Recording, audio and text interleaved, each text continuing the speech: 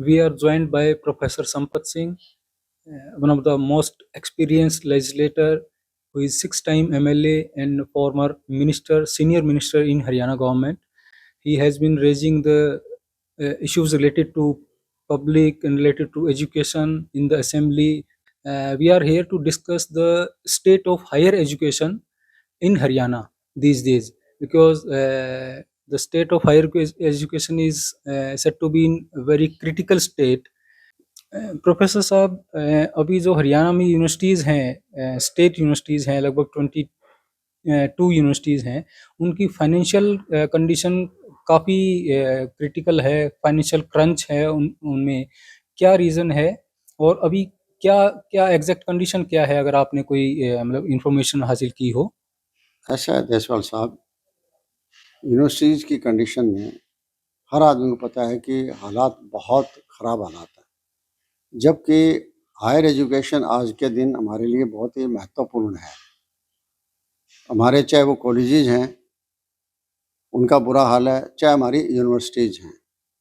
Colleges का और universities का बुरा हाल यूँ है कि एक तो आपने कोई अनुमानित खर्चे का आंकलन नहीं किया, घोषणा करते रहे। कॉलेजों में घोषणा कर दी, जैसे अपने यहाँ बालसमंद है, अपने यहाँ मंगाड़ी है, अपने यहाँ अगरवा में है, डाटा में है, उगाड़ंद में है। इस तरह कॉलेज तो बना दिए, लेकिन उनमें फैकल्टी नहीं होगी, पढ़ाने वाले टीचर नहीं होंगे। बाकी अदर इंफ्रास्ट्रक्चर्स है, कोई लैब्स का है, कोई लेबोरेटरीज का है, कोई और है, कोई सिस्टम आपका नहीं होगा तो बच्चे कैसे पढ़ेंगे। इसी तरह से आपके गवर्नमेंट एडेड कॉलेज थे, गवर्नमेंट एडेड कॉलेज की आपने ग्रांटें बहुत सालों से बंद कर रखी है, और वो भी जो है गवर्नमेंट एडेड कॉलेज भी बुरा हाल है उनका भी। अब 20-20 हज़ार रुपये में, 25 हज़ार रुपये में, 15 हज़ार रुपये के अंदर एक प्रोफेसर या लेक्चरर्स कहें या असिस्टेंट प्रोफेसर कहें, उसको रख रहे हैं। और दूसरी तरफ अगर यूनिवर्सिटीज़ का देखें तो यही हाल यूनिवर्सिटीज़ का है। हमारे यहाँ यूनिवर्सिटीज़ जो है, देखिए शुरू में कुरुक्षेत्र संस्कृत यूनिवर्सिटी बनी थी, उसके बाद वो भी यूनिवर्सिटी बन गई, HAU भी हो गई है, 2 हो गई, और तीसरी जो है हमारे यहाँ गुरु जम्भेश्वर यूनिवर्सिटी बन गई, और चौथी MDU बन गई, और 5वीं CDLU बन गई। ये 2004 तक 5 यूनिवर्सिटीज़ थी, और ये जो बीच में जो पीरियड निकला है 20 साल का, इसमें 5 की बजाय 22 यूनिवर्सिटीज़ हो गई। सरकारें कोई भी रही हो, चाहे कांग्रेस की सरकार रही है, अब चाहे बीजेपी की सरकार है, ये 2 पार्टियों ने रिपीट किया है, और दोनों ने जो है सस्ती लोकप्रियता लेने के लिए संख्या बढ़ाते गए यूनिवर्सिटीज़ की। किसी ने कहा कि मैंने 8-10 यूनिवर्सिटी बना दी, दूसरे ने कहा कि इतनी मैंने बना दी, लेकिन बात तो अकेला यूनिवर्सिटी बनाने से नहीं बनती है। अब जैसे हमारी एग्रीकल्चर यूनिवर्सिटी थी, इसकी 1 की 3 यूनिवर्सिटीज़ कर दी। इनके पास ऑलरेडी इतनी लैंड पड़ी है, इतना इंफ्रास्ट्रक्चर पड़ा था। आज भी तो आप देख रहे हैं लुआस जो है एग्रीकल्चर यूनिवर्सिटी कैंपस से चल रही है, कोई दिक्कत नहीं है। तो वो था, उनको डिपार्टमेंट्स को मजबूत करते जाते बजाय अलग अलग यूनिवर्सिटीज करने के, लेकिन वो नहीं किया। और अभी प्रोफेसर साहब, अभी लोन बताते हैं कि जो स्टेट यूनिवर्सिटीज बहुत ही डेप्थ में है, लगभग 6,000 करोड़ से ज़्यादा के लोन में है। वो स्टेट यूनिवर्सिटीज में लोन वाली सिचुएशन कैसे आई?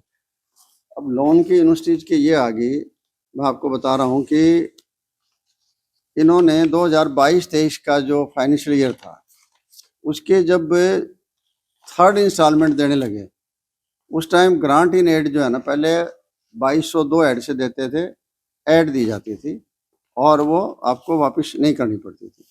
और उसके बाद 3rd क्वार्टर से बजट का फाइनेंशियल ईयर का जो 22-23 का था, उसका वहाँ से इन्होंने लोन का कर दिया, और लोन हेड है 6202 है।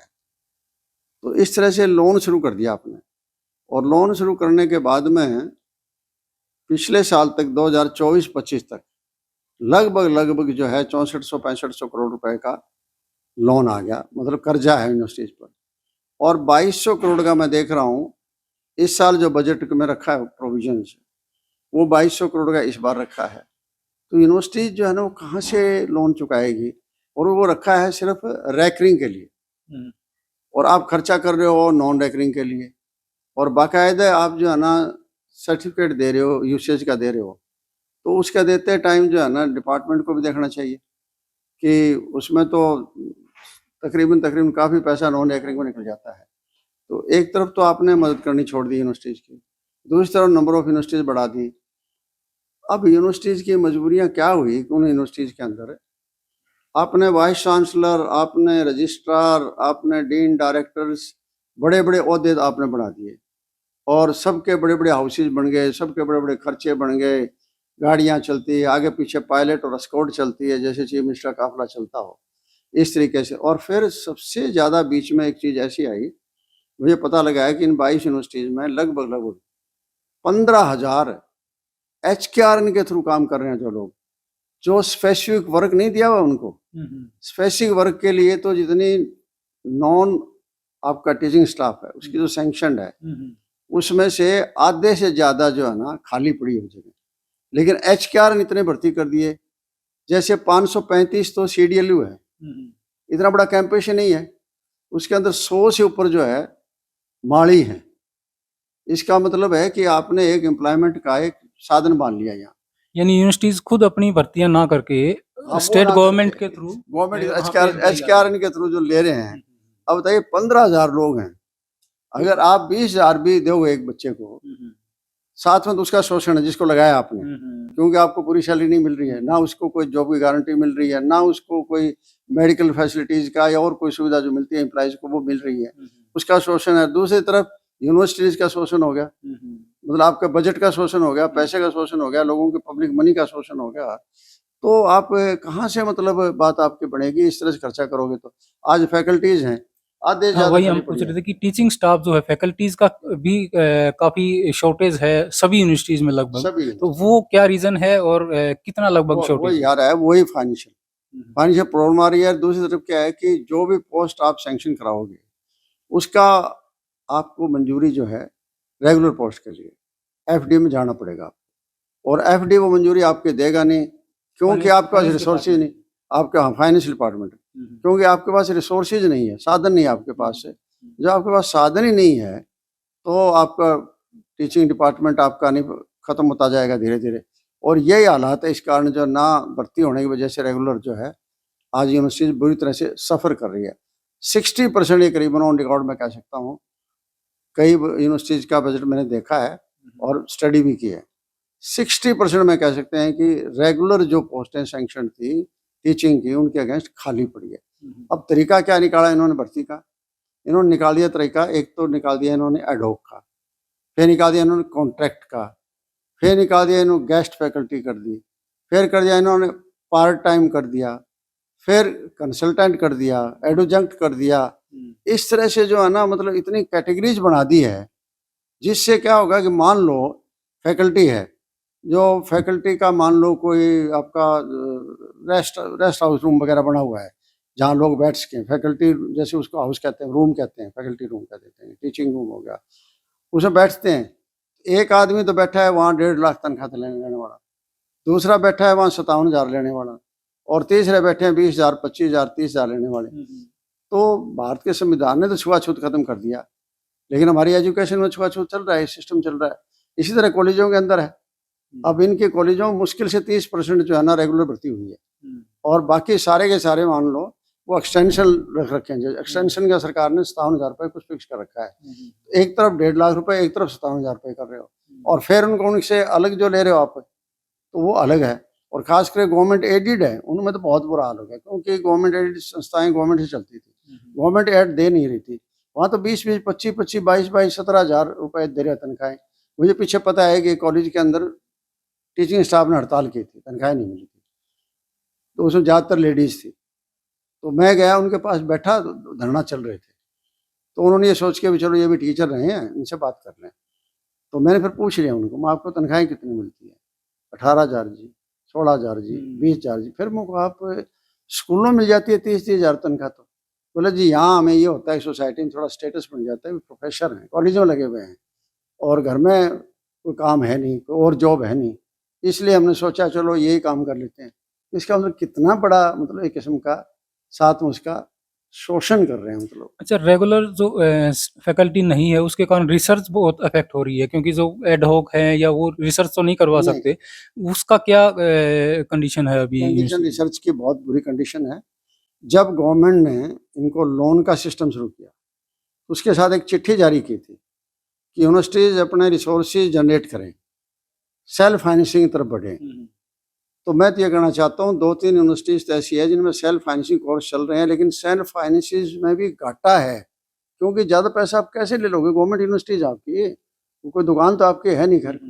और फिर उनको ऑर्डर ये दिया गया, डायरेक्शन दी गई कि नंबर 1 आप एलुमनाई से जनरेट करो पैसा, नंबर 2 आप जो है रिसर्च से पैसे करो, फैकल्टी नहीं है रिसर्च कहाँ से होगी? नंबर 3 CSR से करो, सॉरी पेटेंट से करो। तो रिसर्च करोगे फिर पेटेंट होगा ना, तो रिसर्च ही नहीं हो रहा तो पेटेंट कहाँ से होगा? चौथा CSR से, कॉर्पोरेट सोशल रिस्पॉन्सिबिलिटी। हमारे बड़े बड़े हाउसेज हैं, मान लो हरियाणा के अंदर, सब ने अपनी यूनिवर्सिटी खोल रखी है, अपने कॉलेज खोल रखे हैं, अपने स्कूल खोल रखे हैं। हमें यहाँ यूनिवर्सिटीज को CSR का पैसा कौन देगा? अपना फंड खुद यूटिलाइज करते हैं अपने अपना अपना करते बेतुल करने लग रहे हैं, बहुत करने लग रहे हैं। चाहे आप कहीं भी देख लो, सब जगह अपना फंड जो है ना यूटिलाइज अपनी संस्थाओं में प्राइवेट खोल रखी हैं। ठीक है, सारी वो चैरिटेबल मानते हैं, लेकिन जो कुछ है चलो सबको पता है घर पर। लेकिन बात यह है कि मतलब वो CSR का फंड तो उनका एडजस्ट हो गया, वो तो यूनिवर्सिटीज को CSR नहीं मिलेगा। अगला जो है ना बड़ा सीरियस पॉइंट लिखा है उन्होंने, डायरेक्शन दी है कि आप के पास जो अनयूज्ड लैंड है उसका कॉमर्शियल यूज करके भी जो है ना जनरेट करो। बताइए उसका कैसे कोई दुकान नहीं खुलेगी वहाँ जाए? तो मतलब इतना ये पोजीशन रख दी है एजुकेशन की, तो बेड़ा गर्क करके एजुकेशन का छोड़ दिया, हायर एजुकेशन का। इसीलिए आज लोग प्राइवेट अकेडमीज की तरफ जा रहे हैं, प्राइवेट कोचिंग सेंटर की तरफ जा रहे हैं, प्राइवेट यूनिवर्सिटीज की तरफ जा रहे हैं, और वो लोगों को पूरी तरह से लूट रहे हैं, पूरी तरह से। ना उनके कोई रूल है, ना कोई रेगुलेशन है। आप यहाँ कितनी बार आ लिया, अखबारों में आ गया कि यहाँ के हमारे जो सेंटर्स बने हुए हैं, अगर कोई हादसा हो जाए तो उन सेंटरों में चाहे कितने लोग मर सकते हैं। इस तरह एकेडमी खुली हो, इस तरह कोचिंग सेंटर खुले, ना कोई एनवायरनमेंट ना कोई और चीज़ है, लेकिन जाना पड़ता है बच्चों को, क्योंकि उनको कंपटीशन में भाग लेना है। वो फिर जाने वाले कहाँ रहेंगे? PG में रहेंगे। PG की और कंडीशन बुरी है। तो मतलब एजुकेशन की तरफ तो आपका फिर ये आपका नज़र सिर्फ आगे वाइस चांसलर लगा दें, रजिस्ट्रार लगा दें। और अब तो ये हाल हो रहा है कि तकरीबन नहीं, मैं 100% कह सकता हूँ, इस सारे के सारे RSS बैकग्राउंड से, उनकी कोई क्वालिफिकेशन नहीं देखी गई है, कोई क्वालिफिकेशन नहीं उनकी, जो UGC ने जो दे रखी है। हाँ, एक और अपने UGC की बात आ गई, बहुत सी यूनिवर्सिटीज को, कोई 2-4 यूनिवर्सिटी होगी ना, तो UGC से पैसा मिल रहा है उनको, नए सेंटर से उनको पैसा मिल रहा है, और नहीं मिल रहा है, कोई मदद कहीं से मिल ही नहीं है दूसरी एजेंसी से। पहले बहुत एजेंसीज होती थी, उनसे पैसा मिलता था, लेकिन अब वो पैसा नहीं मिल रहा है। तो यूनिवर्सिटी चलेगी कैसे? मेरे तो ये समझ में नहीं आने लग रहा है। क्या ये वाइस चांसलर रजिस्ट्रार के लिए थोड़ी यूनिवर्सिटी बनी है? सरसा यूनिवर्सिटी है, पिछले 3-4 महीनों से तनख्वाह नहीं मिल रही। कानपुर यूनिवर्सिटी है, 3-4 महीनों से तनख्वाह नहीं मिल रही। और मैं दावे से कह सकता हूँ थोड़े दिनों के अंदर ये सारी यूनिवर्सिटीज की ये पोजीशन हो जाएगी। इसका स्टूडेंट्स पे क्या इम्पैक्ट है? एम्प्लॉयबिलिटी जो एक यूथ में होनी चाहिए, वो उस तरह की कोर्सेज, उस तरह की ट्रेनिंग यूनिवर्सिटीज़ नहीं दे पा रही हैं, उसके कारण अनएम्प्लॉयमेंट भी बढ़ रहा है। और ये खासकर विदेश जाने का ट्रेंड है, उसमें भी जिस तरह के फंसे हुए हैं, जिस ट्रैप में आते हैं यूथ हरियाणा का, वो भी एक इशू। क्या उसमें यूनिवर्सिटीज़ की कितनी जिम्मेवारी बनती है? हायर एजुकेशन की बहुत बड़ी जिम्मेदारी है। देखिए, हायर एजुकेशन की चाहे वो यूनिवर्सिटी हो चाहे कॉलेज हो, दोनों में जिम्मेदारी है। लेकिन जब बच्चे वहाँ पढ़ ही नहीं पाते हैं तो उनको मजबूर होके ट्रेनिंग, ऐसी कोई आपको वहाँ को एजुकेशन नहीं मिल रही जिससे कि आपको कोई कल को जॉब मिले। क्या हुआ, मान लो कि उनमें से 1% कोई बच्चे को जॉब मिल गई कहीं, अदरवाइज जो है ना जॉब के छोड़े नहीं, क्योंकि वहाँ तो देखो करीम लेंगे, कोई भी लेगा तो आपका बाकायदा, चाहे UPSC हो चाहे कोई भी हो जाएगा। तो फिर बच्चे क्या है, मजबूर होकर जो फ्री एजुकेशन, मतलब एक किस्म का हमारा प्राइमरी राइट है, एक राइट टू एजुकेशन मिला हुआ है, बाकायदा संवैधानिक संशोधन हो चुका है कि राइट टू एजुकेशन का, राइट टू एजुकेशन के राइट को बिल्कुल जो है ना खत्म कर दिया। लेकिन अब बच्चे क्या करते हैं, ये कोशिश करते हैं कि भाई विदेशों की तरफ फिर अट्रैक्शन हो जाती है। किसी रिश्तेदार गया, किसी कोई गया, यार हम तो इतना पैसा कमाते हैं, उतना कमाते हैं, और वो फिर रूट जो से पकड़ा है, बहुत बुरा हाल। हरियाणा प्रदेश के बच्चों, हमने ये नहीं सोचा था कि ये हाल होगा। कहाँ कहाँ से वो समुद्रों से निकल के, झाड़ियों में निकल के और निकल के आगे फिर फंस जाते हैं, और फंसने के बाद अब तो बहुत ही बुरा हाल कर दिया। जैसे अमेरिका है कि जो बच्चे हमारे बाहर आ रहे हैं, वापिस आ रहे हैं, उन बच्चों के हालात आप देख नहीं सकते। अगर उनके वीडियो वगैरह देखें, उनकी कंडीशन देखें, उनके हाथों में लगी हुई है हथकड़ियाँ, लगी हुई है, पाँव के बेड़ियाँ लगी हुई है, किस तरह की कंडीशन उनको रखा हुआ है, चोटें मारी हुई है। कई जगह रशिया जैसे देशों ने यूक्रेन युद्ध में भी उनको भेज दिया। तो इस तरीके तो वो मर रहे हैं बेचारे, जो युद्ध के अंदर बताओ, ना ट्रेनिंग ना उनकी कोई लेना देना है, सीधा बंदूक पकड़ाई और सीधा हथियार पकड़ाया और सेना में भर्ती कर दिया, भेज दिया आपको। तो मतलब एक किस्म की जबरदस्त एक्सप्लॉयटेशन हो रही है।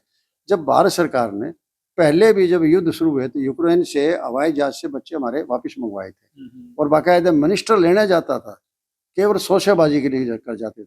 क्यों आज नहीं ला सकते? आज मान लो इलीगल डिक्लेयर कर रखे हैं, भैया इलीगल डिक्लेयर है, तो आज उनकी जेलों पड़े हैं। उनके बजाय जो है ना, क्योंकि उन्होंने तो अपने देश से भेजना है, उनको जेलों से कोई मतलब नहीं, जेल का खर्चा उन्होंने मतलब ही नहीं है। तो उनसे बात करके प्राइम मिनिस्टर लेवल पर बात की जाए, प्रेसिडेंट से बात की जाए कि हमारे बच्चे जो है यहाँ है, जो इलीगल रह रहे हैं, तो उन बच्चों को हम अपने हवाई जहाज से वापस ले जाएंगे और फिर रिसीव करें मंत्री आके यहाँ।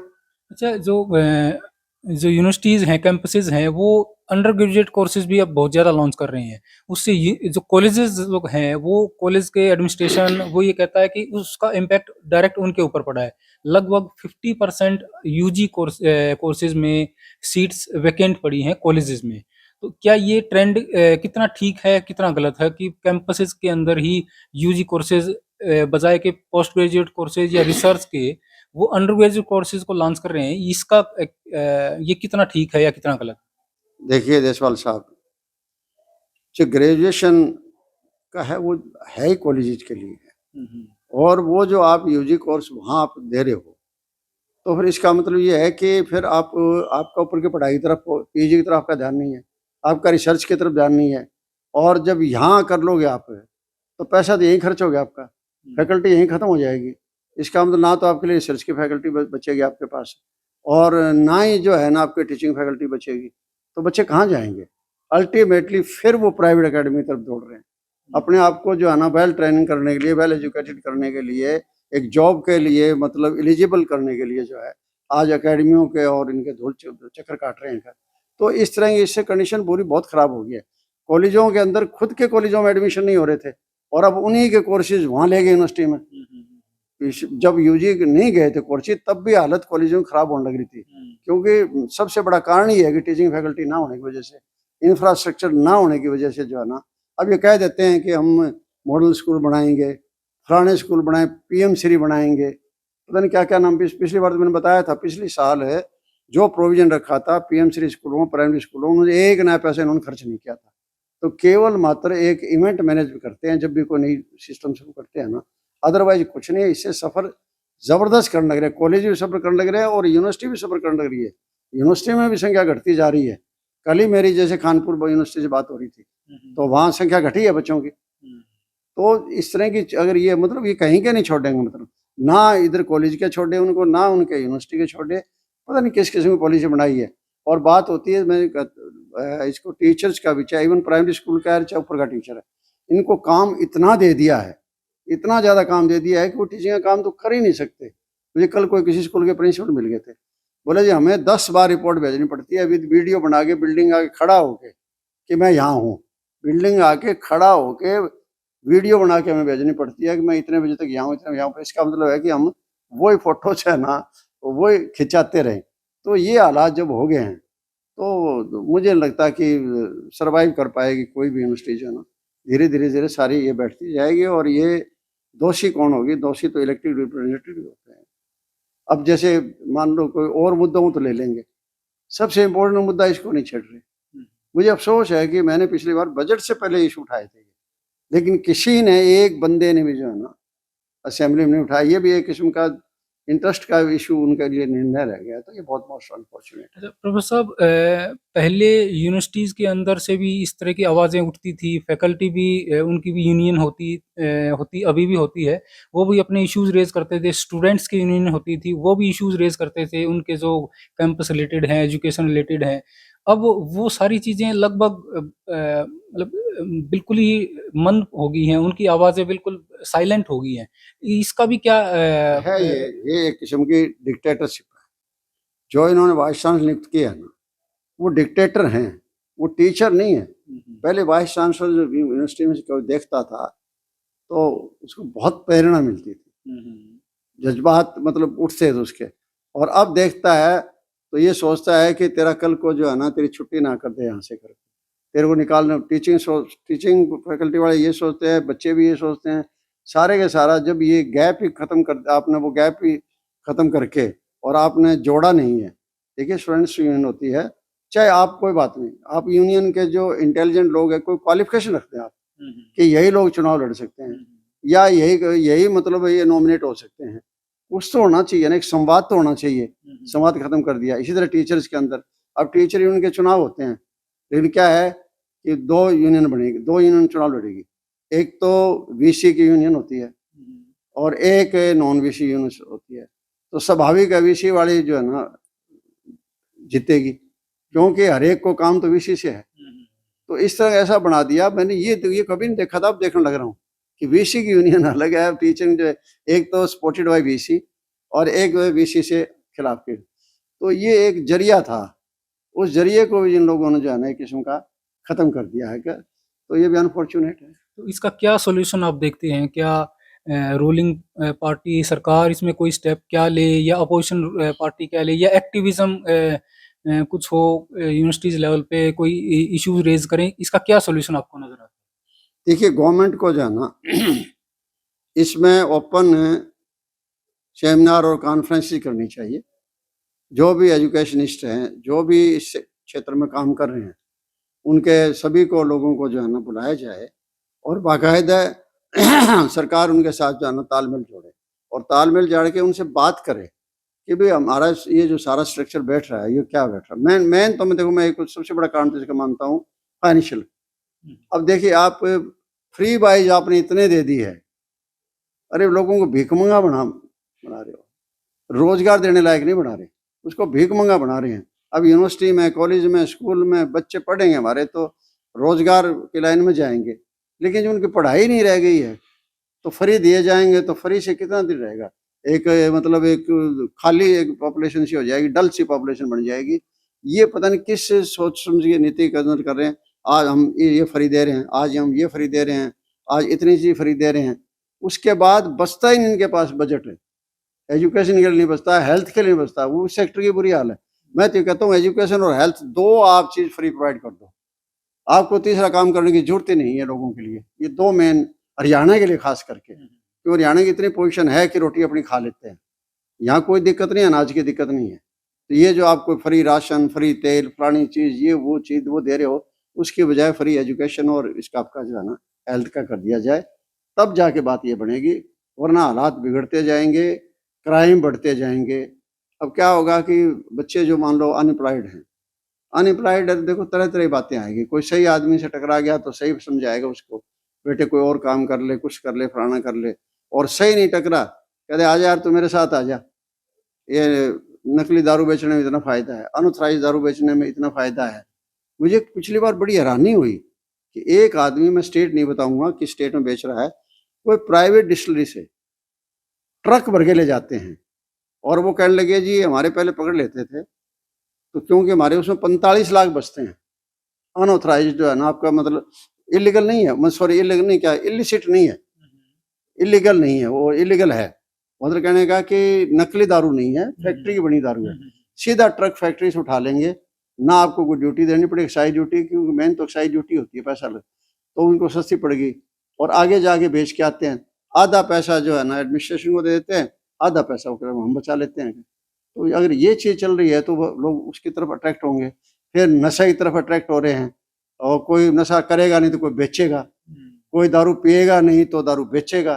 तो इस तरह के जो ये काम है ना इस किस्म ज़्यादा हो रहा है। इसलिए तो आजकल रोजाना धमकियाँ आ रही है, रोजाना ये हो रहा है, लूट मार बची हुई है, कोई डरता नहीं है। क्योंकि कुछ बच्चे तो ऐसे हो गए, इम्यून हो गए हैं, चाहे वो जेल में चले जाए, चाहे बाहर चले जाए, चाहे गोली लग जाए, चाहे मर जाए, वो उनको कोई परवाह नहीं, डर ही नहीं है। इसलिए क्राइम ज्यादा बढ़ने लग रहा है। इसमें हायर एजुकेशन का रोल है, अगर वो हायर एजुकेशन इंप्रूव करे। बिल्कुल बिल्कुल ऑब्वियसली, देखिए आप हायर एजुकेशन का बहुत बड़ा रोल है। एक टीचर आपको सामने दिखेगा, आप छोड़ो वहां पढ़ने वाले का, टीचर भी दिखेगा तो उसका एक असर पड़ता है, आपको प्रभावित आप होते हो। लेकिन नहीं है, सारा जो हायर एजुकेशन इस तरह से बिठा दिया उन्होंने, बेड़ा गर्क कर दिया है। अगर ये सही मायने में करना चाहते, मैंने फिर बाद में ये कहना चाहता हूँ कि ये जितने भी हमारे स्कूल हैं, कॉलेज हैं, हमारी यूनिवर्सिटीज हैं, भाई इनको पूरी फंडिंग दे दो आप, और चाहे कहीं से पैसे निकाल लो। दूसरी बात है फिर ये इतनी, अगर इतनी जरूरत नहीं थी तो इतनी बढ़ाई क्यों?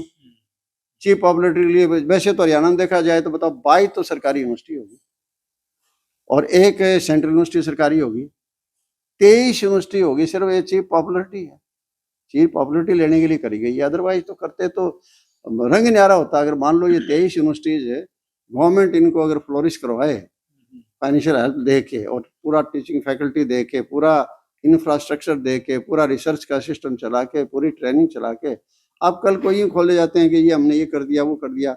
अरे कि HKRN तो इतना बुरा हाल कर दिया, अब यूनिवर्सिटीज में HKRN का क्या जरूरत है बताओ? करोड़ों रुपए बर्बाद करने लग रहे हैं वहाँ, जो पर्पज आपको उसके लिए नहीं है। आपने उस जिस पर्पज के लिए, मान लो आपको कि डेटा एंट्री ऑपरेटर चाहिए और वहाँ उसकी जगह आप माली लगा लेते हो, आपको कहीं स्टेनो चाहिए उसकी जगह आप चौकीदार लगा लेते हो, तो क्या होगा फिर? वो काम कौन करेगा? सारा सफर करने लग रहा है ये। Thank you professor Sampat Singh ji.